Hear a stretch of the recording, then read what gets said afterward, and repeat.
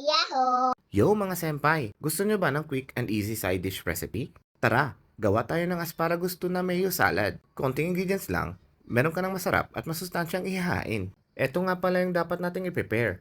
Asparagus, canned tuna in oil, ground sesame seeds, ponzu soy sauce, and mayonnaise. Lutuin muna natin yung asparagus gamit yung microwave oven for about 1 minute. At pag naluto na yung ating asparagus, ay make sure lang natin na i-remove yung excess water bago natin ihalo ang ibang ingredients. At ang una nating ilalagay ay yung canned tuna in oil. Haluin lang natin ng mabuti bago natin ilagay yung mayonnaise. Same process lang din ang gagawin. Haluin lang natin ng mabuti hanggang sa maging creamy texture na yung ating tuna and mayonnaise. Ang susunod naman nating ilalagay ay yung ponzu soy sauce. Ito yung magbibigay ng asim at alat sa ating salad.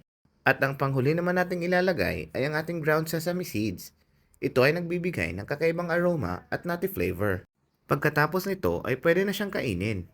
Ito na nga pala yung finished product natin. Happy eating mga senpai! Maraming salamat sa panonood. Hanggang sa muli! Bye-bye! Kanye!